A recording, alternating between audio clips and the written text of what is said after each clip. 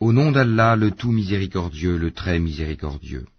En effet, nous avons rendu le Coran facile pour la méditation. Y a-t-il quelqu'un pour réfléchir? Mais là, ce passage-là, là, le 18-25, ils restèrent dans leur caverne 300 ans augmentés de 9. Ça ne veut pas dire qu'ils sont restés 300 ans ou 309 ans dans la caverne. C'est juste les gens là au-dessus, voilà. Ils diront 3 et leur champ, etc. C'est les gens qui conjecturaient, qui vont vous dire qu'ils sont restés dans leur caverne 300 ans ou 309 ans. Et nous, ce que nous devons dire, de ce que nous devons dire en tant que croyants, c'est ce passage-là. Donc quand j'entends quelqu'un qui vient me dire, regarde la sourate El-Kahf, les gens de la caverne, c'est un miracle, ils sont restés endormis pendant 309 ans, non, je suis pas d'accord, il n'y a pas de miracle. Ou en tout cas, on n'en sait rien. Voilà. Voilà ce que moi je dis. Voilà. Et c'est ma version des faits. Et c'est ma seule et unique version des faits. Voilà. Alors Yassine nous explique que le verset 25 décrirait des conjectures.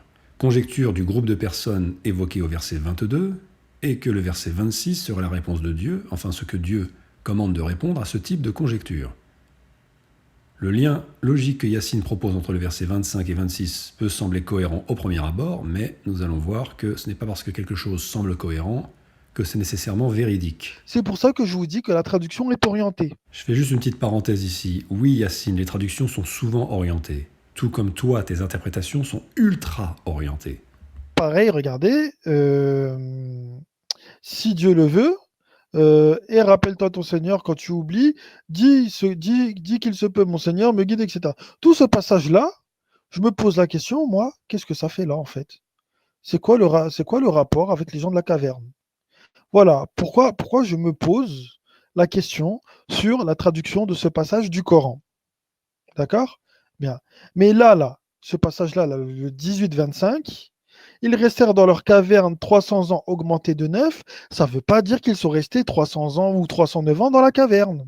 Si Dieu le veut, et rappelle-toi ton Seigneur quand tu oublies, dis qu'il se peut, mon Seigneur, me guide, etc. Tout ce passage-là, je me pose la question, moi, qu'est-ce que ça fait là en fait? C'est quoi le rapport avec les gens de la caverne?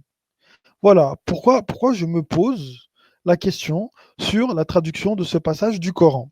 Première question. Tu nous dis qu'il y a deux versets dont tu ne comprends pas bien le sens, la position, le rôle dans cette série de versets. Et tu conclus que cette incompréhension de ta part viendrait d'une lacune dans les traductions. Pourquoi pas? Mais pourquoi alors tu ne vas pas vérifier la traduction? Tu es en train d'étudier la parole de Dieu, chercher à comprendre le message que Dieu nous donne ici, et tu te permets d'ignorer deux versets parce que tu ne les comprends pas. Dans ces cas-là, il fallait humblement arrêter l'analyse ici, aller tout simplement vérifier que les versets sont bien traduits, puis essayer de les comprendre. Puisqu'on part d'un principe simple, Dieu ne parle pas pour ne rien dire. Et il n'a certainement pas structuré ces versets dans un ordre précis par hasard. Tu n'es pas en train de lire un comics ou un roman de gare, tu es en train de lire la parole de Dieu. Et en plus, d'un point de vue de la méthodologie, ce n'est pas exclusif à la parole de Dieu, ça concerne tous les textes, tout type de texte. À l'école, on nous apprend qu'il faut lire les phrases dans l'ordre. Si un texte contient 4 phrases, il faut commencer par la première, la seconde, la troisième et finir avec la quatrième. Et il faut commencer par comprendre la première, puis la deuxième, puis la troisième, puis la quatrième. On ne va pas chercher à comprendre la quatrième si on n'a pas compris les phrases précédentes. Or, c'est exactement ce que tu fais ici. Et le pire, c'est que tu te permets de faire une conclusion très tranchée, de donner ton avis d'une façon très tranchée. Ils n'ont jamais, ils n'ont jamais, ils n'ont jamais passé 309 ans dans la grotte. Voilà ce que moi je dis. Voilà. Et c'est ma version des faits. Et c'est ma seule et unique version des faits. Alors que c'est comme si tu avais analysé un texte incomplet. Et ne me réponds pas que on peut parfois retirer d'un texte certaines phrases sans en altérer le sens. C'est vrai. Mais pour pouvoir le faire, il faut déjà avoir compris le sens des phrases et le sens de leur position dans le texte pour pouvoir définir si elles sont secondaires ou pas. Or ici, tu n'as aucune idée de l'importance de ces deux phrases, puisque tu n'en comprends pas le sens. Donc, d'un point de vue de la méthodologie, c'est inacceptable, surtout lorsqu'on veut devenir avocat. dit qu'il se peut, mon Seigneur, me guide, etc. Tout ce passage-là, je me pose la question, moi, qu'est-ce que ça fait là, en fait? Et dans ces cas-là, tu t'arrêtes ici. Tu travailles, tu médites pour comprendre ces 2 versets, ou tu t'arrêtes là. Parce que vouloir comprendre le verset 25 en ignorant les 2 versets qui le précèdent, c'est comme dire à Dieu, écoute, ces 2 versets-là, on peut les mettre n'importe où. Toi, tu as décidé de les mettre ici, mais moi, j'estime qu'ils ne sont pas nécessaires. C'est exactement la même chose, c'est aberrant. Alors maintenant, je ne vais pas analyser la série de versets dans son intégralité, ça serait trop long. Mais je vais quand même te prouver par A plus B que ton interprétation du verset 25 est irrecevable. Juste une petite clarification avant de poursuivre. Cette vidéo n'est pas une attaque personnelle. Je n'ai humainement rien contre toi. Par contre, il faut que tu prennes conscience de la gravité du sujet. Tu as une petite audience, j'ai vu, il y a des gens qui t'écoutent, qui te réclament, qui te font confiance. Le problème, il est que tu balances des choses comme ça sans grande réflexion. Beaucoup de tes interprétations s'écroulent face au Coran, ne tiennent pas la route. Je pense qu'il faut que tu remettes en cause ta façon de lire, d'analyser et aussi certaines de tes certitudes. Et pour répondre à l'argument, oui, mais c'est Dieu qui guide qui il veut, moi je ne peux pas égarer, etc.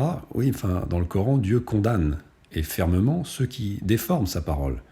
Donc, non, on est responsable de ce qu'on dit. Après, je ne dis pas que tu détournes, je ne pense pas que tu détournes sa parole consciemment, mais un détournement reste un détournement.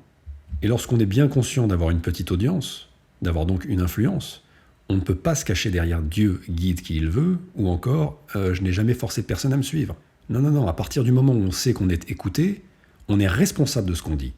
Vous voyez la phrase là? Ils restèrent dans leur caverne 300 ans augmentés de 9. Ça, c'est une parole rapportée qu'Allah nous amène. C'est pas Dieu qui nous dit qu'ils sont restés 300 ans augmentés de 9. Donc tu nous as glissé ici une très belle douille, pour reprendre tes termes. Tu as fait une erreur majeure. Je vais t'aider un peu.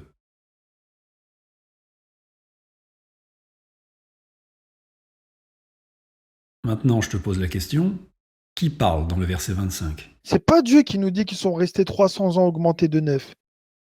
Qui parle dans le verset 25 ? Est-ce que Dieu aurait pu omettre de nous préciser qui tenait ces propos, comme il l'a fait dans le verset 22 ? Donc dans ce verset 22 et dans tout le Coran, Dieu n'est pas avare de précision. Donc je te pose la question, Yacine. Comment peux-tu conclure que le verset 25 serait la continuité des conjectures entamées au verset 22, alors que Dieu ne le précise pas ? De plus, il aurait dû doublement le préciser, puisque entre le verset 22 et le verset 25, il y a plusieurs étapes, plusieurs commandements. Dis et ne dis jamais, et dis. Donc le verset 25 n'est pas du tout accolé aux conjectures du verset 22. De plus, dans le verset 22 lui-même, Dieu répète plusieurs fois « et ils diront, et ils diront ». Et tu voudrais nous faire croire que le verset 25 est la continuité de ces conjectures, alors que Dieu ne le précise absolument pas en amorce du verset. La question est donc, est-ce que Dieu peut manquer de précision ? Est-ce que Dieu peut faire ce genre d'omission ? As-tu déjà vu des versets dans lesquels Dieu relaterait les propos de certaines personnes sans le préciser clairement en amont de ses propos ? Tout le Coran est basé sur ce système de narration, un système de narration logique donc, qui garantit une compréhension claire. Le verset 26 n'est donc pas une réponse à la soi-disant conjecture du verset 25, mais par le verset 26 et 27, Dieu explique au prophète ce qu'il doit répondre devant ce genre de conjecture, c'est-à-dire en gros, je résume, ne jamais répondre par lui-même ou aller chercher des réponses à ce sujet auprès d'autres personnes, comme décrit à la fin du verset 22. Ne discute à leur sujet que d'une façon apparente et ne consulte personne en ce qui les concerne. Mais au contraire, dire que Dieu seul sait est terminé par la récitation de cette sourate. Le verset 25 n'est pas ici par hasard, il vient en aboutissement du verset 24. Dans le verset 24, nous comprenons, par déduction toujours, que le prophète avait oublié une information. Et Dieu lui commande de le prendre pour guide, car il est celui qui peut lui donner l'information la plus correcte, donc il peut lui faire se souvenir de cette information. Et cette information correcte arrive justement au verset 25.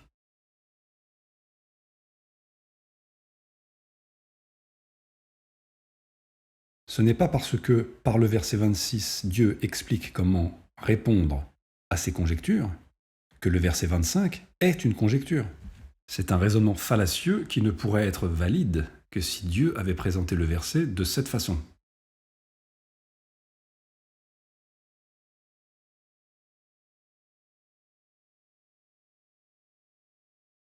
Par conséquent, le comportement logique, puisque toi tu vénères la logique, est de se plier à ce qui est écrit, c'est-à-dire de comprendre le verset tel que Dieu l'a présenté, et ce, même s'il y a des choses qui t'échappent dans cette série de versets, même si tu n'arrives pas à en comprendre le rythme et la structure, et même s'il te semble plus logique d'interpréter le verset 26 comme une réponse à des conjectures qui seraient dans le verset 25. Car Dieu nous demande certes d'utiliser la logique pour comprendre le livre, mais il ne nous demande en aucun cas d'adapter le livre à notre logique, en se permettant d'ignorer les codes de narration fondamentaux, ou en voyant des métaphores de façon arbitraire quand ça nous arrange. Quand je dis, par exemple, je sais pas moi, que Issa ne rendait pas la vue réellement aux aveugles, mais qu'il leur montrait la vérité, ou quand il redonne vie aux morts, ça veut dire qu'il redonne vie à leurs esprits, qu'il leur rapporte la spiritualité, enfin la religion et tout. Je trouve que c'est beaucoup plus logique que de croire qu'un zombie sort d'une tombe. Envoyez donc l'un de vous à la ville avec votre argent. L'argent, c'est la connaissance, je pense. Voilà, c'est pareil que le butin. Pour qu'il voie quelle nourriture est la plus pure et qu'il vous en apporte comme provision.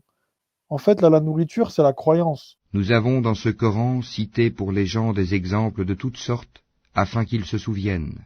Un Coran en langue arabe, dénué de tortuosité, afin qu'ils soient pieux.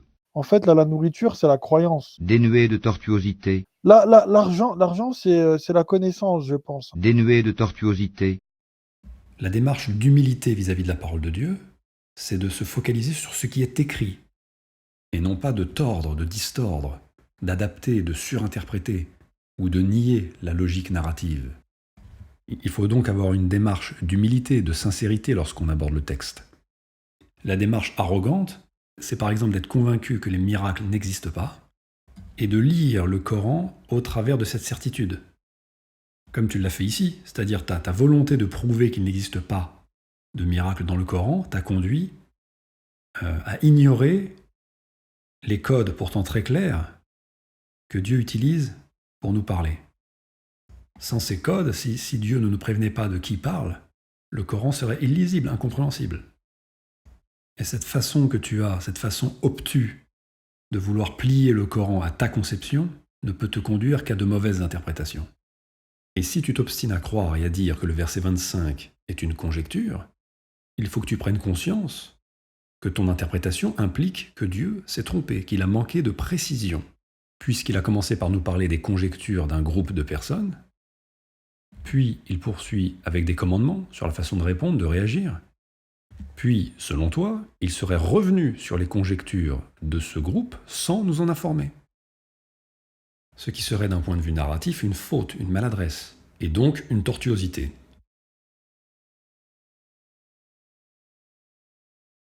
Alors que tu ne trouveras pas dans le Coran une phrase, un verset ou une série de versets relatant les propos de certaines personnes sans que cela soit précisé en amorce de cette phrase, de ce verset ou de cette série de versets. Préciser, repréciser et repréciser encore, avec insistance et clarté. Alors au nom de quoi ça ne serait pas le cas ici?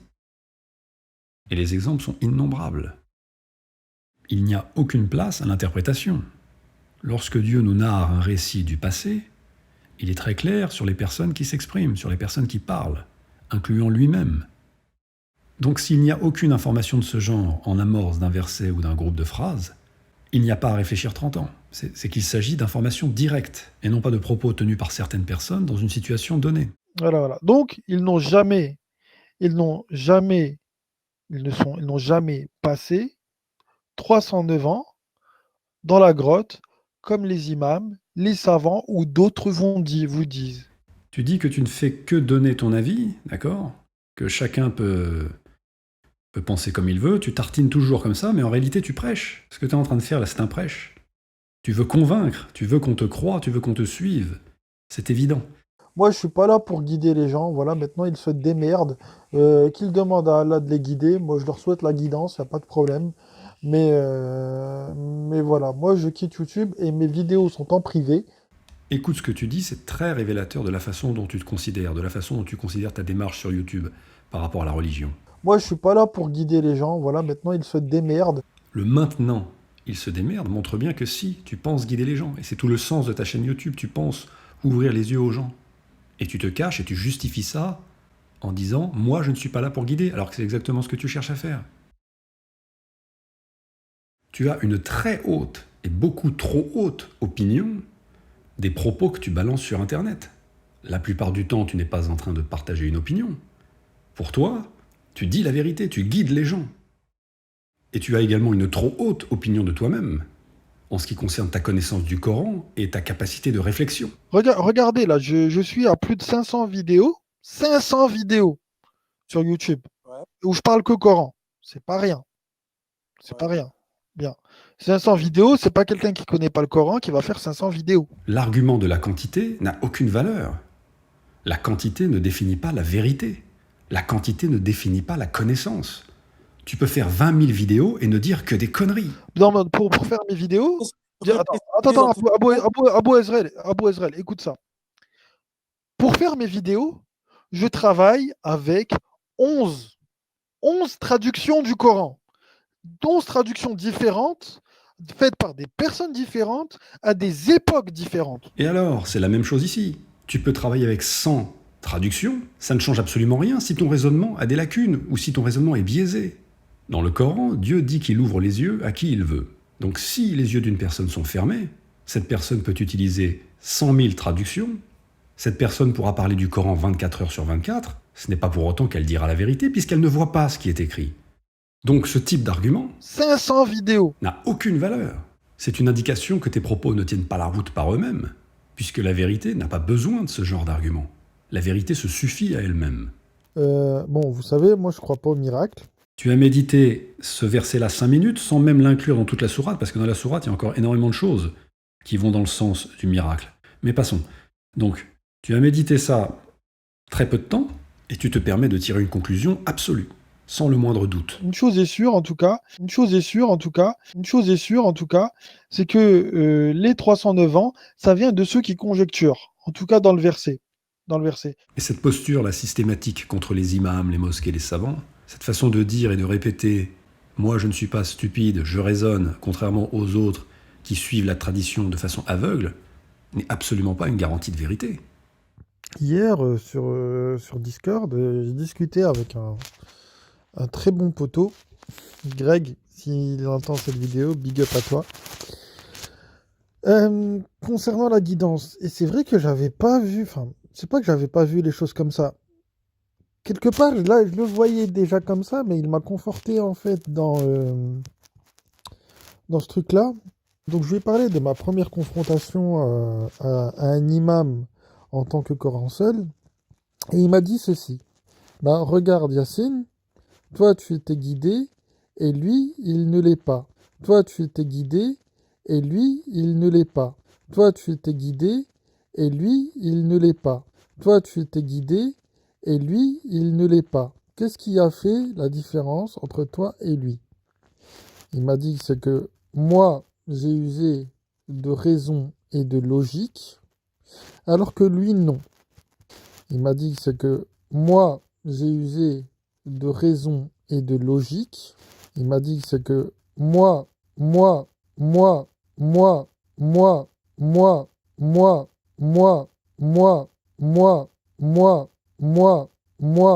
Et c'est vrai qu'après, je me suis ressassé l'histoire, et c'est vrai que c'est le cas. La guidance se trouve dans la raison et la logique, et nulle part ailleurs. Nulle part ailleurs. Voilà. Et il est là le problème, vous sortez Dieu de l'équation. C'est-à-dire que vous pensez que la guidance dépend de vous-même, de votre propre capacité à raisonner.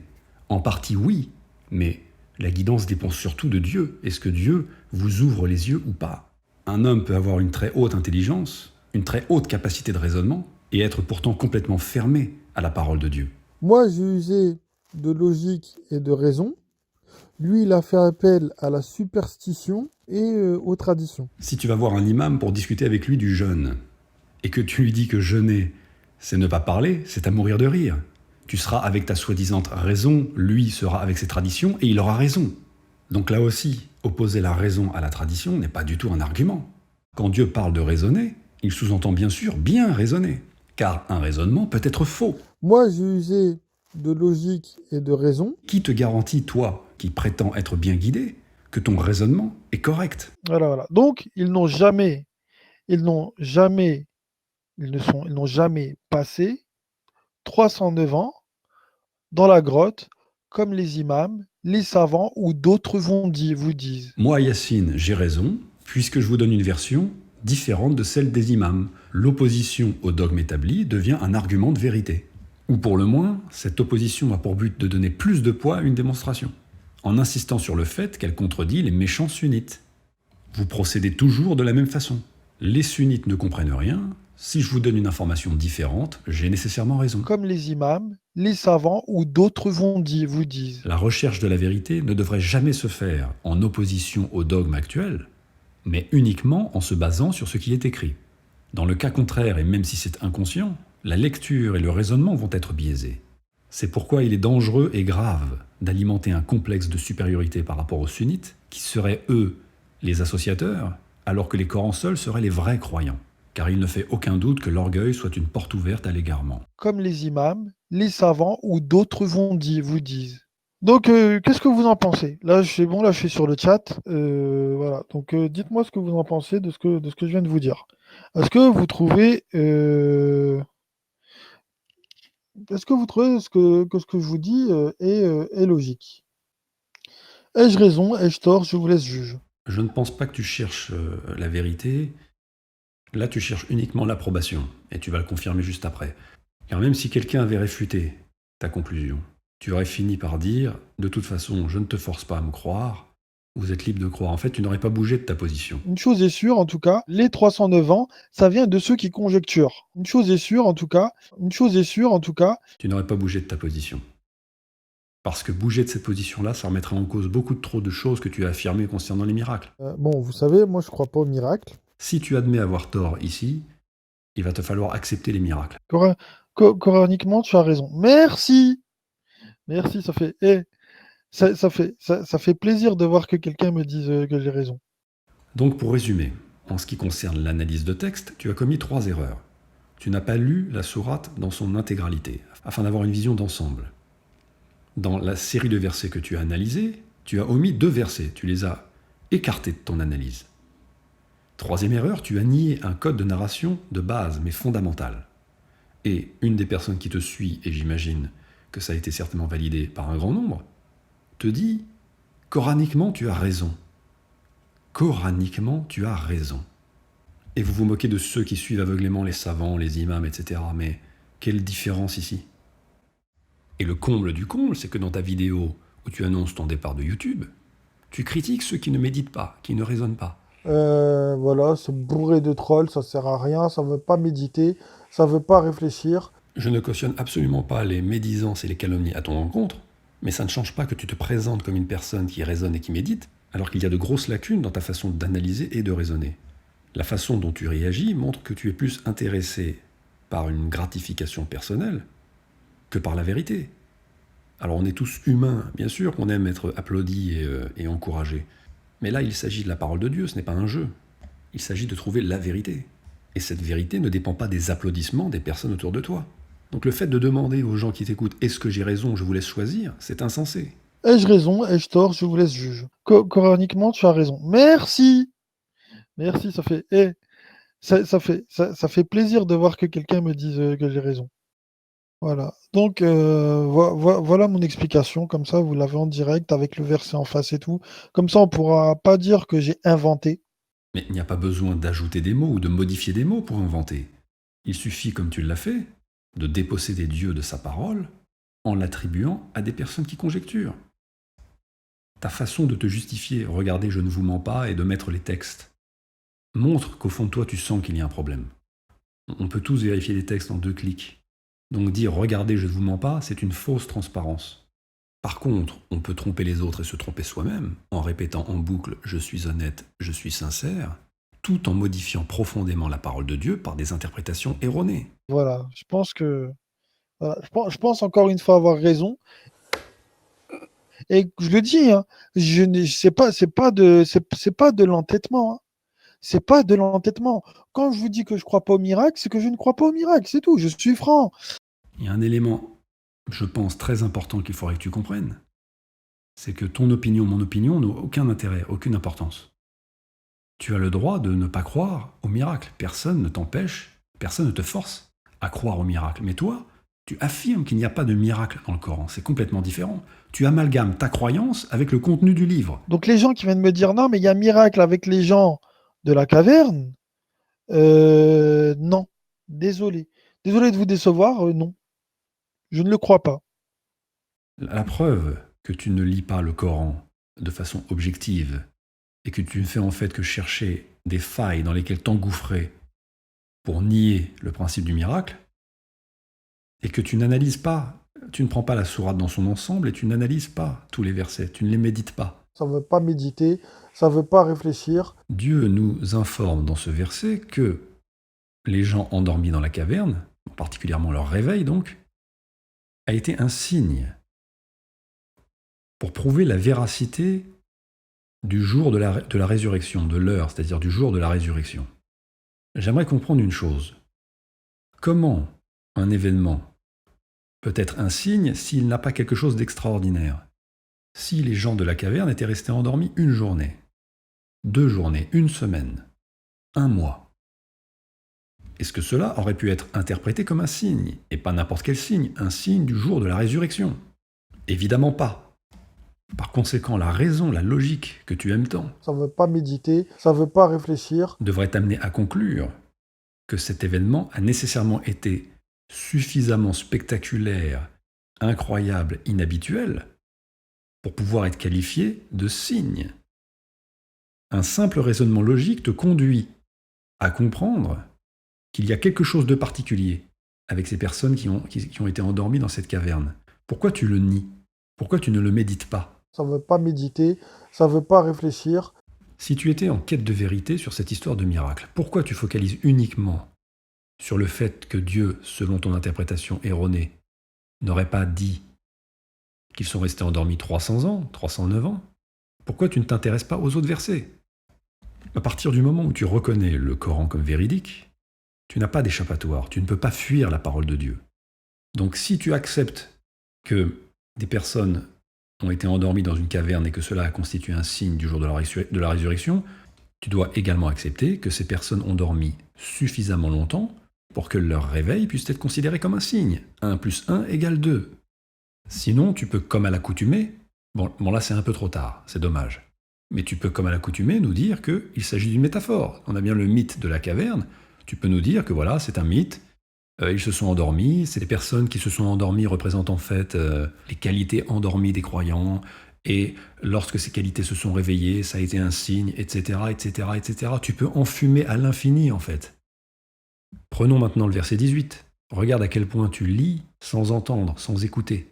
Tu les aurais crus éveillés alors qu'ils dormaient. Nous les tournons sur le côté droit et sur le côté gauche, tandis que leur chien est à l'entrée, pattes étendues. Si tu les avais découverts, tu te serais détourné d'eux en fuyant. Ils t'auraient rempli d'effroi. Très bien, donc nous avons ici un autre verset qui met clairement en évidence le côté extraordinaire de la situation. Je vais te poser une question simple. As-tu déjà fui d'effroi devant des personnes en train de dormir? As-tu déjà fui d'effroi devant des personnes en train de dormir? Pourquoi Dieu nous donne ce genre de détails? Si ce n'est pour renforcer le côté incroyable de ce qui s'est passé. Et là, il ne s'agit même pas de la durée du sommeil, mais de la façon dont il dormait. Puisque la parole de Dieu, puisque le texte ne semble pas suffisant, moi je veux bien t'aider avec des images. Quelqu'un d'endormi, ça ressemble à peu près à ça. Et Dieu dit aux prophètes, et c'est aussi valable pour nous, que s'il les avait vus dans leur sommeil, il aurait réagi à peu près comme ça.